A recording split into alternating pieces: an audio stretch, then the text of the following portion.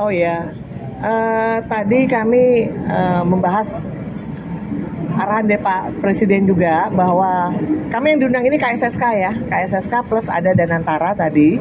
Jadi intinya adalah ke depan bagaimana KSSK terus di dalam KSSK-nya juga terus meningkatkan koordinasi dan kerjasama khususnya terkait dengan kebijakan-kebijakan di mana masing-masing kita ada kebijakan yang harus kita koordinasikan. Kemudian juga tentunya kita bersama-sama juga akan mensupport gitu, KSSK juga mensupport pemerintah ya sesuai dengan arah kebijakan yang memang sudah menjadi garis dari pemerintah, capaian pemerintah.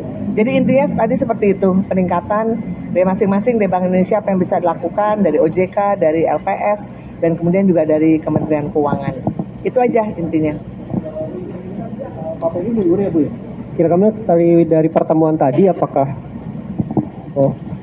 dari pertemuan tadi apakah sudah ada rekomendasi dari pemerintah untuk nama penggantinya?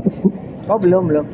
Karena tadi kita mengikuti aja aturan yang berlaku. Jadi kalau memang Gubernur Bank Indonesia mengundurkan diri secara sukarela, maka kembali kepada peraturan dalam Undang-Undang Bank Indonesia, maka ada prosesnya.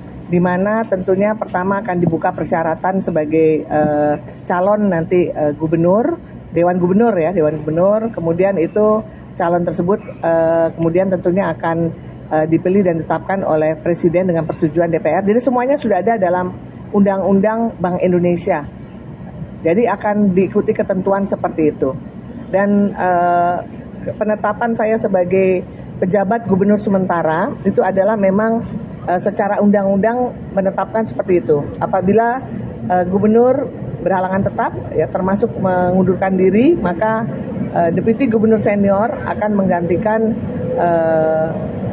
peran dari gubernur itu sebagai pejabat gubernur sementara sampai nanti yang definitif proses akan dimulai oleh Presiden, gitu.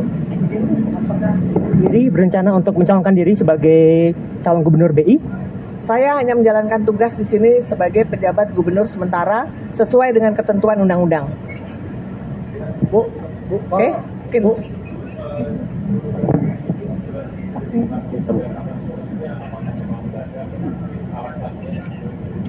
Sudah jelas, sudah disampaikan tadi pagi oleh Pak Pras bahwa pengunduran diri dilakukan secara sukarela dan disampaikan kepada Presiden berdasarkan surat pada tanggal 25 Juli 2026.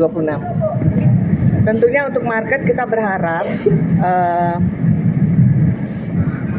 tidak perlu panik.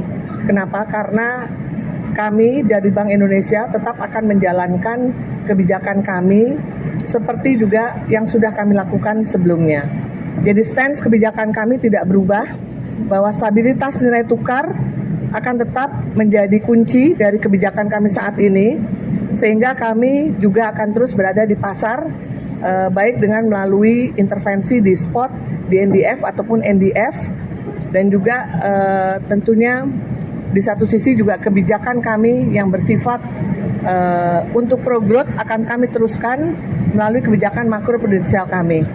Dan sekali lagi juga tentunya sesuai dengan keputusan RDG bulanan kami di bulan Juli ini, di mana kami juga mengharapkan inflow akan terus terjadi dengan kita juga memberikan insentif kepada dana capital inflow yang masuk dengan menurunkan biaya hedging. Jadi kebijakan itu masih tetap kami lakukan, dan juga di Bank Indonesia ini kepemimpinan dilakukan secara kolektif kolegial. Jadi kami berlima dengan ADG yang lain akan terus komitmen dan terus melanjutkan keberlangsungan tugas kami sesuai dengan amanah yang telah dimandatkan kepada kami di Bank Indonesia. Mungkin itu ya teman-teman semua. Jadi itu yang bisa saya sampaikan. Terima kasih, mohon support dan dukungannya. Dan kita juga tentu berharap stabilitas di pasar keuangan kita akan bisa pulih dan normal kembali seperti semula. Demikian, terima kasih. Assalamualaikum warahmatullahi wabarakatuh.